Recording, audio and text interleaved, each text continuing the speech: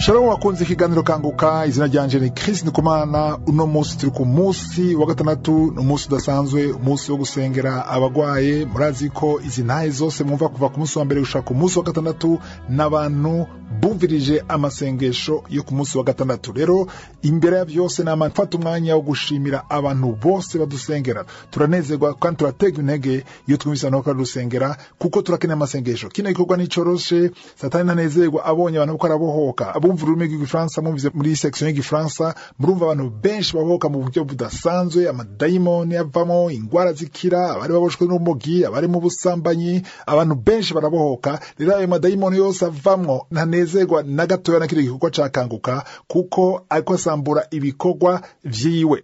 Rero iyo atanezerewe bisaba ko haba abasenzi. Turakeneye gose amasengesho kuko Satani ntishimiye na gatoya n'umurimo, kandi umuntu wese asenga kino gikorwa azoronka umugisha. Bitotera intege gose, kandi nkabasaba yuko abadusengera igihe cyose mudusengera musengere n'abadushigikira, abapartenaire bakanguka. Kino gikorwa uko caguka niko gisaba uburyo bwinshi, abakurikira ni benshi, hasabwa byinshi. Rero abantu badushigikira nabo nyine mu basengere kugira kino gikorwa kuma gitera imbere. Abantu ntashobora kubibagira gushimira n'abantu batanga intahe cyangwa ubuhamya cyangwa intahe nivyo bituma abandi batinyuka, badatinya bagashinga intahe. Abakira ni benshi ariko si bose bashinga intahe. Hari abakira bamaze kuronka igisubizo bagaca bigendera, ariko hari abandi bagifite umutima wo kugaruka gushima. Rero umutima uhimbara gose Imana. Uturungikira audio ukatubwira ngene wakize, ukatubwira ngene wahindutse, nimba wabushwe n'ivyaha ukabivamwo, nimba inyigisho zo mikanguka ziguhindura, nimba warakijijwe. Ivyo byose bitubwire. Ingwara zidakira ni vyiza ko ugenda kwa muganga, bamwe bakubwira ko wari urwaye nk'ingwara idakira, bagasubira bakabwira ati tubona ya ngwara itakiboneka, hamgaca uza kudushingira intahe. Niho rero abantu bakekeranya bumva ko ari vyo, ko bagiye kwa muganga, muganga kemeza ko wakize iyo ngwara. Uturungira audio ni ingwara yari yose, si ingwara zidakira gusa. Ikintu cyose ubona ko cyakoretse muri amasengesho ushinga intahe kugira abandi bagire ukwizera. Intahe rero uzirungika kuri 71 11 11 32 plus 257 71 11 11 32. Abadashobora kuronka kanguka kuri application kora kumbura amatelefone amwe bidakunda, ushobora kuca kuri YouTube uca kuri kanguka Kirundi. Inyigisho ndende nazo ni kuri chaîne yitwa Inyigisho za Chris Ndikumana. Mu Gifaransa ni kanguka français, mu Cyongereza ni kanguka English. Reka renda bareke twumvirize intahe, inyuma y'izo ntahe mwitegure tudusenga.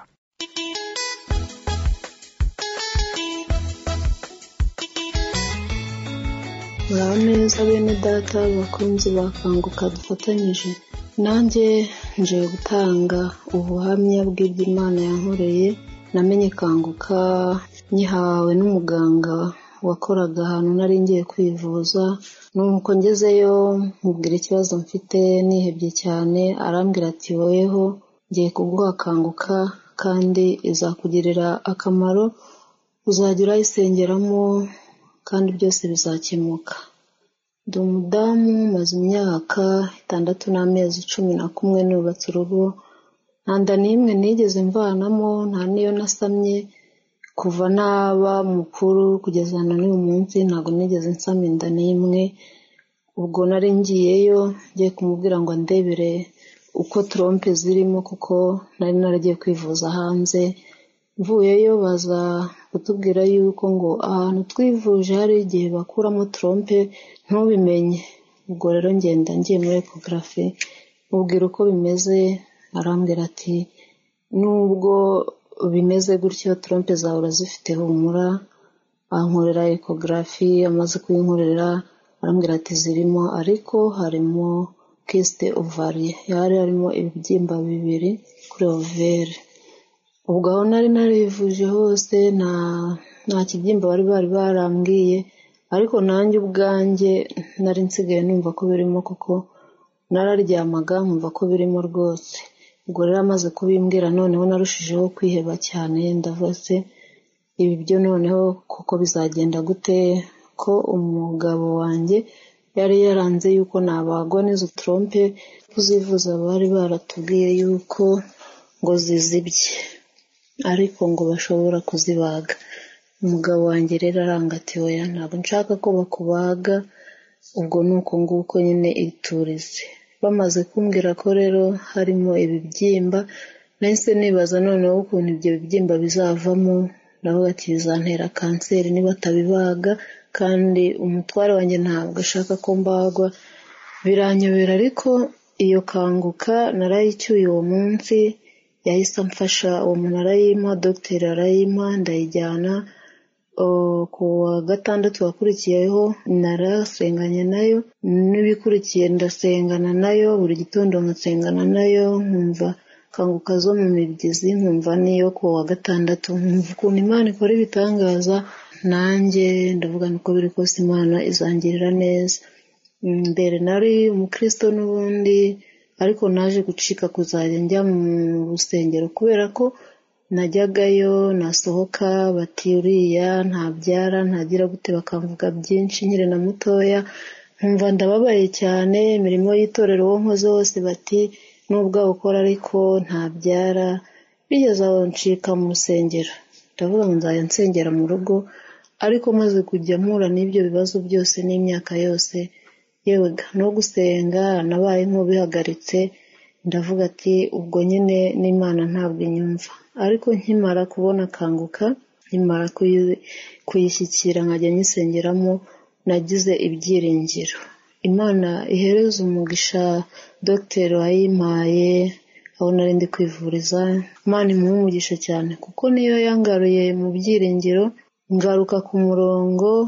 Ni ukuri nongera kwibuka gusenga, nongera kwibuka ko Imana ariyo yankoreye ubukwe mu bihe bigoye, nongera kwibuka ko rwose ariyo yamfashije ikampa urugo rwiza, ikampa umugabo mwiza, kuko kugeza na n'ubu ibyo byose nta n'umunsi n'umwe turagirana ikibazo n'umutware wanjye ngo ambwire ibyo kubyara. Niyo abonye nihebye gatoya, nabyo ndabishimira Imana cyane. Nkimara gukomeza gusengera muri iyo kanguka, naje kuzakira bya bibyimba byo muri trompe nyine hariya, naje kuzabikira byari 2. nza kuzasubira kwa muganga, ndababwira ngo ndebere, barambwira bati nta kibyimba gihari, nta n'isura igaragara yuko cyari gihari. Ndongera njya n'ahandi, naho bambwira gutyo, barambwira ati rwose inda imeze neza, trompe nta bibyimba birimo, icyo tubasha kureba nta bibyimba birimo, nta n'ikibazo na gitoya. So rero nashimye Imana cyane, ndavuga ngo Mana urakoze kuko unkijije ibi bibyimba, n'ibindi byose uzabikora. Icyo ni kimwe. Ubwo ikindi kanguka, nshima Imana kuri kanguka, namenye gusenga by'ukuri, menya kwizera, ndabohoka. Kwitotomba kuriya nahoraga nitotomba buri munsi, nkarara ndira, nkagibaza Imana, nkayibaza byinshi, Mana kuki, ariko ubu ngubu kubera kanguka, kubera devise ya kanguka, yangejeje ahantu ntashobora n'undi wundi atashobora kumva. Namenye gusenga by'ukuri nizeye, namenye gutegura umunsi, namenye kwakira ari ubushake bw'Imana, namenye ko ngomba kuva mu rugo Imana nyiragije ibyo ndakora byose.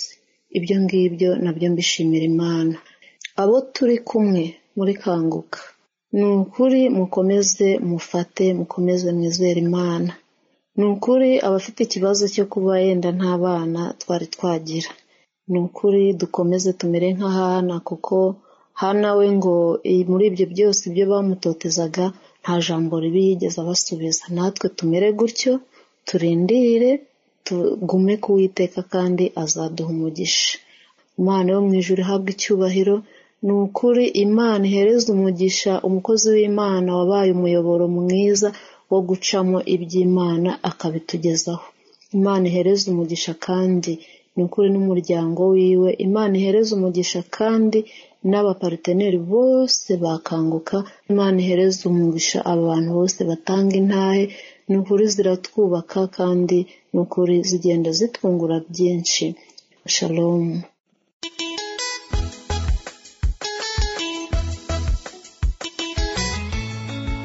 Shalom.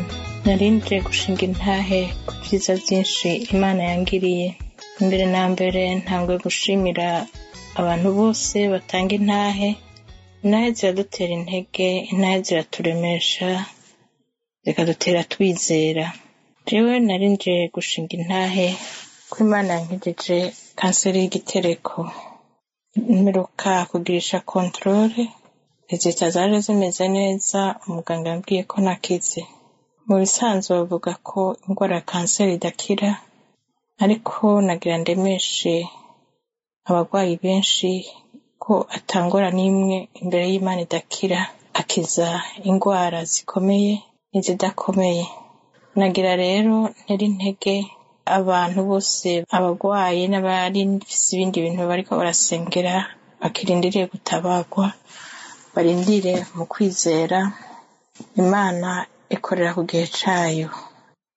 Nashimire umukozi w'Imana adusengera atatuzi, n'umuryango wiwe umufasha, hamwe n'abantu bose bitanga kugira iki kiganiro ca Kanguka, ijambo ry'Imana rishikire impande zose z'isi. Shalom.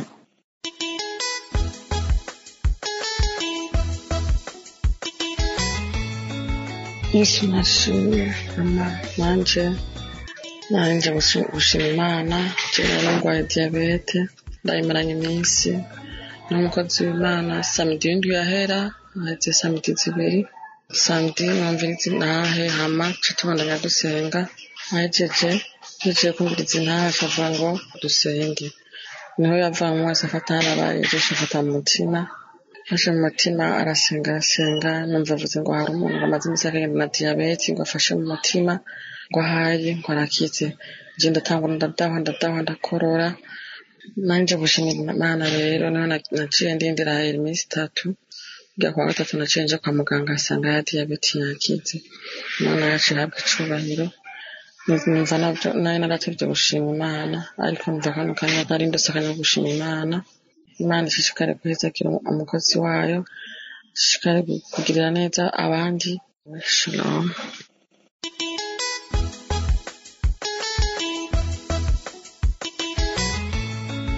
Yesu ahabwe icubahiro ubwoko bw'Imana. Ndaramukije abantu bose bumviriza Kanguka aho muherereye hose ku mpande zine z'isi. Ndumva mfise umunezero mwinshi cane, ndanezerewe cane no kuvuga ibitangaza Imana yankoreye. Ndumva ngoberwa cane kugira ngo mvuge ivyo Yesu yankoreye. Yarankoreye ibintu bikomeye cane. Yesu ni mwiza, Yesu n'umuganga. Jewe naragwaye ndamara imyaka 12 ngwara umutwe, meneka umutwe cane, umutwe w'agasate, guteba naho uwo mutwe unzanira hypertension. Ndagwara migraine. Nagiye kwa muganga batora ko ngwaye migraine. Iyo migraine rero yarambabaza, narameneka umutwe bakunzi b'Imana, narameneka umutwe nkarara ntasinziriye, itiro nkabura mwijoro ndyamye, nkabura agatiro nkarara ndihindukiza umutwe ukambabaza, ukamenga ndyamye kwibuye, ukamenga umutwe uravyimbye. Ariko Yesu ni mwiza cane. Yesu yankoreye ibikomeye, Yesu yarankijije. Naragiye ku baganga benshi, ndagenda kuri hôpital do Mpanda, Dr arampima arambarira ati wewe ugwaye migraine kandi wewe ufise complication ya migraine. Aranyandikira imiti, ndafata iyo miti ndayimara, mugabo sinigera nkira. Wa mutwe wamumenetse, wa mutwe ntashaka kumva aho ugwamo ruri, wa mutwe sinobabwira. Narasiba ku kazi kenshi, nafata ropo medicale kenshi, nkama ngwaye, nkama menetse umutwe. Igihe kimwe rero ntangura kuvumuna, ntangura ncira amaraso. Ndumva ubwoba, ndavuga nti Imana yanje ibi bintu vyovyo nibiki, aya maraso ariko ava hehe? Ndavuga nti reka ngende kwa muganga, kandi ndagenda ku munerologe. Uwo munerologe arampima arambarira nawe nyene ati boyo ni complication ya migraine nta kindi. Aranyandikira ibinini bishika kuri 110. Ndafata 110 comprime, ndazifata zose ndazimara. Ndamara iminsi ndiko ndafata iyo miti. Nayimaze nca ndasubira ndumva ndagwara umutwe, ndumva umutwe uranja, umutwe wapi, ndumva nta kuntu. Hanyuma mugana za ndumviriza Kanguka. Ico gihe cose nahora numva abantu bakize, nkumviriza Kanguka z'abandi, nkumva abantu bakize indwara nyinshi, nkumva abantu bakize sida, abantu bakize amadiabete, abantu bakize ama hypertension. ndavyumviriza nkavyumviriza umunsi umwe rero ndavuga nti mana nanje ndashaka gukira nza ndumviriza kanguka uko ndayumvirize ndavuga nti Yesu nanje uzonkize ndashaka gukira umunsi umwe rero nca ndumviriza kanguka umwana yandungikiye arandungikira kanguka yaro 18 juin iyo kanguka yaro 18 juin ndayumviriza Kristo wewe uhamagarira abantu kwizera Imana kandi ukababwira amajambo abakwega kwizera Imana iguhezagire cyane. Hariho amajambo wa muri kuravuga iyo ugomba gusengera abantu uravuga uti mugire ukwizera nubwo ntavuga ivyawe nubwo ntavuga ingwara yawe ugire ukwizera ugumana ukwizera ushishikara gukira nejo uzokira najya uzokira kuko Yesu aracakora ibitangaza. Nanje yo kanguka rero ndayumviriza ndavuga nti je ndaza kuyumviriza afise akanya nayironsero 18 hanyuma nca ndayumviriza lo 19 mu gatondo 5h du matin ndavuga nti ndayumviriza ndi je nyene ntanu mwe turi kumwe nca ndayumviriza 5h du matin ndayumviriza ndumviriza ingene abantu bashinga intahe ndumviriza ibishinga ntahe vyabo ndumviriza hariho abamama bagwara hepatite B bagwara ibivyimbe mu nda baragwara asma. Uwo munsi ndumviriza iyo kanguka ndanezerwa bantu b'Imana muze munezererwa ibitangaza Imana ikoreye abandi mwumvise umuntu yakize mu binezerererwe mwumvise imigisha y'uwundi muyinezerererwe cyane. Uwo munsi narumva umunezero wo kumva abantu bakize abantu nkumva ngomba gukoma amashi Kristo nageze amasaha yo gusengera abagwaye ca ndafukama ku gitanda ndavuga nti Imana nanje ndashaka gukira mfata kuri rya zosi mfata kuri wa mutwe nari mfise umusaya ntashobora kuryamira nararyama ukamenga umutwe wiseguye ibuye ukamenga sijewe nkumva umenga sindi umuntu urumva. Ariko Yesu rero uwo munsi yari yo saha yanje nja numva naravuze ati hariho umuntu akize migraine nafate arakize migraine n'umuntu yamagwaye migraine yamamenetse umutwe atabonana n'ahantu hari umuco atabonana n'ahantu hari izuba yamagwaye umutwe ni yakire gukira arakize. Nanje ndavyumvise ndavuga nti Mana yanje uyu munsi ni jewe nanje ndakize uyu munsi nanje ndakiriye gukira mu izina ryawe Yesu nkiza naho yo bari undi muntu umukozi w'Imana avuze nanje ni jewe ndimwo kuko nanje ndi umwana wawe Mana ndakiriye gukira mu izina rya Yesu ndakira ndavuga nti Yesu nanje urankijije ndakriya ndasenga ndakoma induru ndarira ndavuga ni Mana uyu munsi ni jewe isahani yanje nanje ndakiriye gukira Mana yanje urakoze Yesu urankijije. Numva nanje ndashikiriwe numva nanje umukozi w'Imana Imana iramukoresheje numva isaha nanje ni yanje. Rero bantu b'Imana muze mugire kwizera mugire ukwizera Yesu arakiza Yesu aguma akora ibitangaza. Jewe nanje rero kuva ico gihe ivyo binini bari banyandikiye vy'amezi 3 maze gufata plaquette imwe ca ndavuga nti jewe nanje rero ko Yesu yankijije iyi miti ndayihevye ndayihagaritse ndabwira umushinga ntaye wanje nti ndamushingira intahe ngene vyagenze arambarira ati rero iyo miti ucuyiheba Imana ni nziza mwizera Imana nimba hari umuntu afise ingorane z'ingwara nkuko nyene Imana ni nziza kandi ni nzima. Jewe ubu rero handiko ndavuga ibi bintu ndakwije amezi 3 n'imisi 3 irengako ntarasubira kumva umutwe umenetse nkomeye meze neza ngenda ku kazi nkora nkataha nkirirwa ndakora ivyo ngomba gukora vyose ntisingyame ku mutaga kare ntaryamye ku mutaga n'abaniteze kugwara. None bakundwa b'Imana ubu jewe ndumva meze neza ndavuga nti je nzoshingira intahe Imana kuko nanje nakijijwe n'intahe z'abandi nanje nzoshingira intahe Imana uzomfashe. Rero naratevye kuvuga muri kanguka naratevye gushimira Imana ngo n'abandi bavyumve narumva ubwoba numva umenga sindabishobora ariko Yesu ni muzima Yesu ahabwa icubahiro yanshoboje kuvuga ivyo Yesu yankoreye n'abandi mwese muvyumve mugire ukwizera Yesu arakiza cane. Ubu rero jewe ndashima Imana ubu ndakomeye bantu b'Imana Yesu abahezagira bumvise ugushima kwanje amen amen.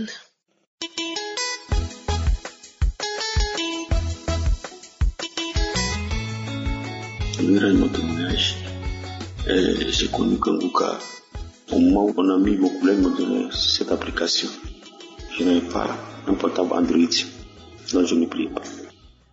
Nari nifuza gushinga intahe yanje. Namenye ikiganiro Kanguka mu gihe umugenzi wanje dukorana ku kazi yagomba kumpa application yayo. Sinarifise telefone ngendanwa ya Android, no kuvuga ko ntasengana na Kanguka.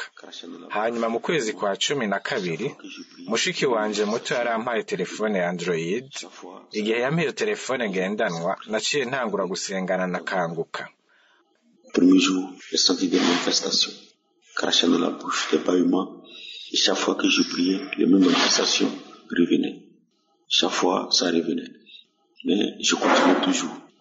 Et je me suis dit que Dieu est en train de me délivrer. Umunsi wa mbere narumvise manifestation nko gucira urute mu kanwa kwayura, hanyuma igihe cyose nasenga za manifestation nizo zagaruka. Umwanya wose vyaguma bigaruka, ariko narabandanya, hanyuma naciye nibwira ko Imana iri kirambohora. Nuko rero umunsi umwe navyutse, hari saha 11 z'agatondo, natowe muri archive mu biganiro by'amasengesho vyarenganye, ca ntangura gusenga, ndasenga nongera ndasenga. Amasengesho yari yakomeye ku buryo natanguye kujugumira, ndajugumira, kuzura urute mu kanwa, ndadahwa ugo rute. Et j'avais du crachat dans la bouche, et l'homme de Dieu a dit une parole. Qu'il y a un monsieur qui a un crachat, du crachat dans la bouche. Dieu le délivre. L'esprit de la sorcellerie qui l'empêche d'évoluer dans les projets. Et c'est comme ça. Je suis tombé, j'ai saisi la parole, je suis tombé. Quand je suis tombé, j'ai commencé à vibrer, crier, vomir de crachat. Et une voix sort dans ma langue maternelle qui disait, c'est moi qui t'empêche d'évoluer. Le feu me brûle. Je pars. Nari mfise urute mu kanwa, hanyuma umukozi w'Imana yaravuze ati, hariho umugabo afise urute mu kanwa, Imana imubohoye ku mpwemu y'uburozi mubuza gutera imbere mu migambi yiwe. Nuko naciye ngwa hasi, iryo jambo nararyakiriye ko ari iryanje ca ndagwa. Igihe nagwa hasi, naciye ntangura kujugumira, ndakoma induru nciragura urute. Hanyuma hari ijwi ryaciye ritangura kumvikana mu rurimi kavukire langue maternelle rivuga riti, ni jewe mpora ndakuzibira kugira ntutere imbere, umuriro uranturiye, ndagiye. Naciye nkoma induru cane ku buryo navyuye inzu yose, ku buryo n'ababanyi baciye bavyuka. Igihe naheza gukoma iyo nduru, naciye numva ndemurutse nkaho mengo hariho ikintu cari kindemereye nk'umutwaro cari gihejeje kuva mu mubiri wanje. Nagomba gushimira Imana mushobora vyose. Kuva aho natanguriye gusengana na Kanguka, narabohotse ku kwisambanya masturbation, narakiza ububabare mu giti c'umugongo, ingwara zitandukanye zari mu mubiri wanje, eka vyose vyaragiye. Mwemu w'Imana yarankijije ingwara.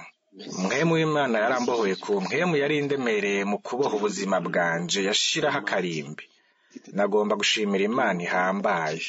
Gushimira Yesu Kristo w'i Nazareti, nshimira Kristo hamwe na ekipe yose ya Kanguka, umufasha wiwe n'abana biwe. Ndabasengera imisi yose kuko bahora batugirira neza. Bagira ngo bakanguka, hariho Imana muri Kanguka.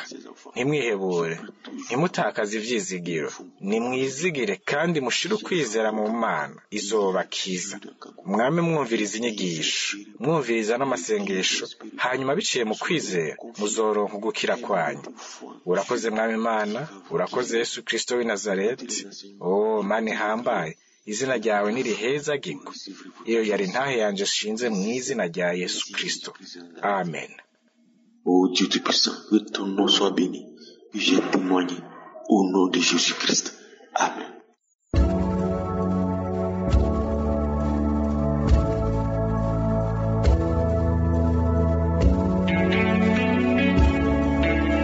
Ubu tugeze mu mwanya w'amasengesho, nizere ko afashe umwanya ukumviza intahe zose nkuko nandabibabwira, ni Yesu akiza, si jewe nkiza, ariko ikintu dukwiye kumenya nuko Yesu yamaze kwaka ububasha bwose Satani, yaba ari imiyaga mibi, yaba amadayimoni, yaba ari ingwara, ico gufise cose tugira tugicire imbere ya Yesu. Kuko ijambo y'Imana mu Kolosai 2:15, Colossiens 2:15 haratwereka neza yuko Yesu gihere ku musaraba hari igikorwa gikomeye cyakoretse ngo yambuye abakuru n'abafise ububasha, nuko yamwatse Satani ububasha bwose, arabatetereza mu maso ya bose, abashorera bafashwe miri kubw'uwo musaraba. Ku musaraba rero igikorwa cyarakoretse, twaramaze kuronka gukira, twaramaze kuronka kubohoka. Nimba uvyizeye ugena hano utasamara, kuko benshi bagiye bumviriza barahandi, bari mu bantu benshi, bari mu modoka, muri bus, ariko ni vyiza kugenda hano udasamara, utarangara, ushika iganza babara, utaza ushira ushire ku mutima. Hari abadamu benshi bifuza uruvyaro, ushika iganza kunda nk'ikimenyetso cyo kwizera. Wizeye birakugendera gutyo, kuko Satani ubushobozi bwiwe bwose bwaramaze kuneshwa. Kandi namubwiye yuko ugukira n'ibizugura yuko ndakuvuga, n'ibizugura yuko ubudahwa, n'ibizugura yuko ugwa hasi, nubwo atanakimwe coba, kuko benshi bakira nta kintu kibabako, ariko barizera. Bamwe bazokira ku murano masengesho, abandi bazokira hanyuma, ariko igikorwa gikomeye kigira kibe muri aya masengesho.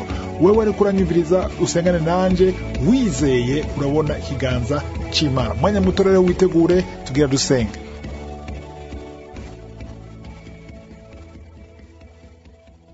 Urakoze Data uri mu ijuru, Mana ya Abrahamu, Mana ya Isaka, Mana ya Yakobo, turaciye bugufi tuzi imbere yawe. Turagushimiye ku ntahe twumvise, ku bantu wagiriye neza, abantu wabohoye.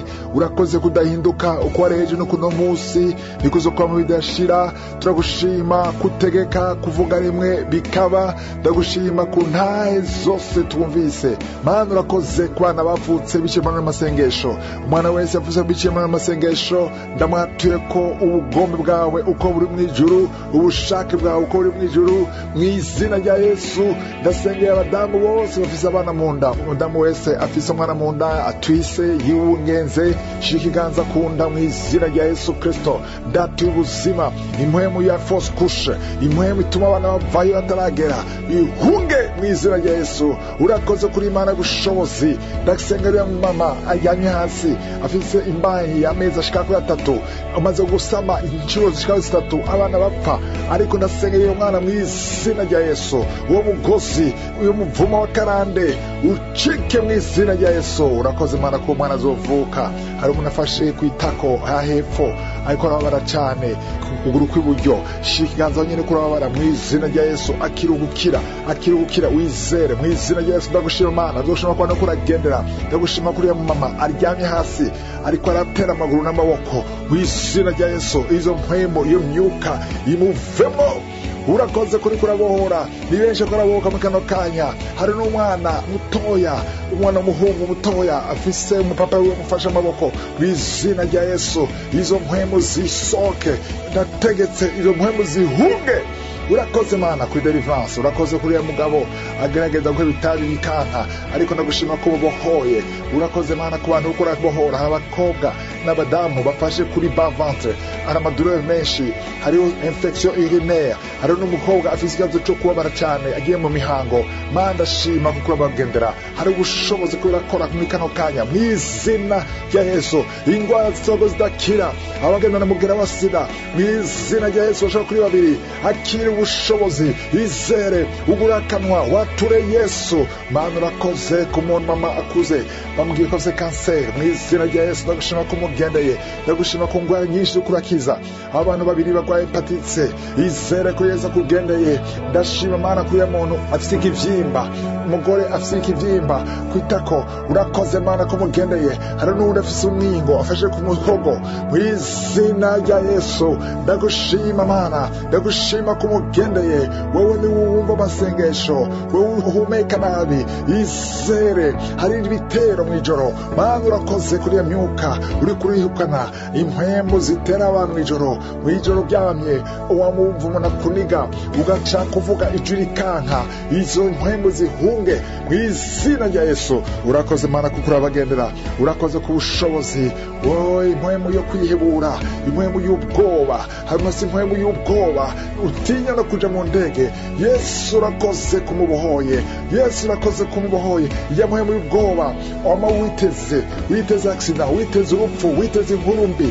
Mw'izina rya Yesu ndategetse iyo mpwemo, rekura rifashe wowe gusa, ifashe n'umuryango. Mana urakoze kubagendeye. Hari inzu ibohotse, inzu yeterekewe mw'izina rya Yesu. Hari amajambo yavuzwe muri iyo nzu, ariko ndatuye ubushobozi, ndatuye ukurindwa, ndatuye ikiganza candiho, ndatuye umugisha w'Imana aremye isi n'ijuru. Ubagendere Mana. Ndagushima kuri ya mudamu amaze imyaka 14, hari uwundi amaze imyaka 4, umugabo n'umugore bari kumwe bamaze imyaka 4 bafatanye amaboko. Yesu bagendere mu gihe udasanzwe. Urakoze mu izina rya Yesu. Urakoze Mana. Urakoze kuri ya mudamu bamubwiye ko afite kanseri y'igitereko. Mana ndashima ko umugendeye, ndashima ko ugiye kumukiza, ndashima ko wumvise amasengesho yiwe maze igihe cyinshi uko urafata mu izina rya Yesu. Ndashima ko umugendeye. Urakoze Mana kubona ko uragendera. Urakoze ku mukobwa ariko arasenga maze igihe kinini ariko arasengera mariage. Urakoze maze ukora amafiansa yashika kuri 3 ariko vyama bipfa iminsi yose biratangura bigaca bipfa. Haleluya. Amajambo yose yavuzwe kuri uwo mukobwa, ikintu cyose Satani yakwambitse kiranduke muri kano kanya mu izina rya Yesu. Urakoze Mana. Urakoze ku bushobozi, urakoze kumugendeye Mana. Urakoze kuri Mana yumva. Umuntu w'umugabo agerageza ibintu byinshi byase bikanka, yaba gutandaza ikintu cyose utanguye wamusanga ari ibintu bice byugarika, iyo miryango yugaye mu izina rya Yesu. Urakoze Mana kumubohoye. Urakoze hari umujene abushwe n'intandara igicuri mu izina rya Yesu. Urakoze kumukijije. Ndashima Mana wowe ufashe kubere ibere ry'ubamfu umiza ikiganza wizere ayo madureur iyo mibabaro ihagarare mu kano kanya. Wowe ufite ikibazo cy'imitsi, imitsi inyuma y'ivi mu ntege hari imitsi myinshi iri kubabaza. Mana urakoze kumugendeye. Hari umuntu arumva ashaka kugwa, ukumva ushaka kugwa bikanga kutambuka, wifatikiza impome. Yesu akugendera kano kanya. Wewe wumva ushaka kudahwa, ushaka kuruka, Yesu akora kubohora.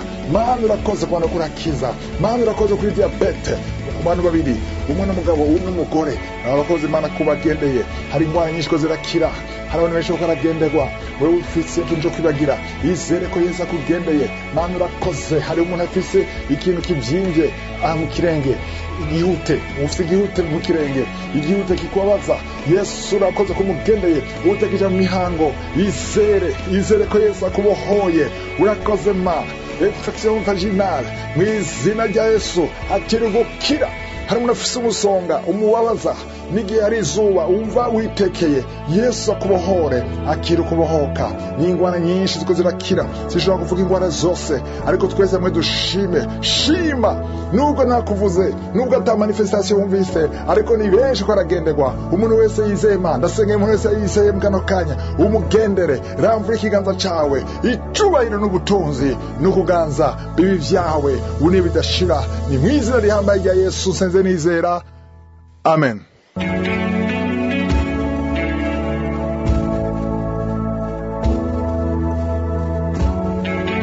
Ku muntu azobona ibimenyetso bigaragaza ko yakize canke akaba ashaka kwakira umwami Yesu kugira aronke ubugingo budashira, ushobora guhamagara ku 254 746 614 443 plus 254 746 614 403. Kuba muri Canada canke muri Amerika mushobora guhamagara ku 613 462 93 52 613 462 93 52.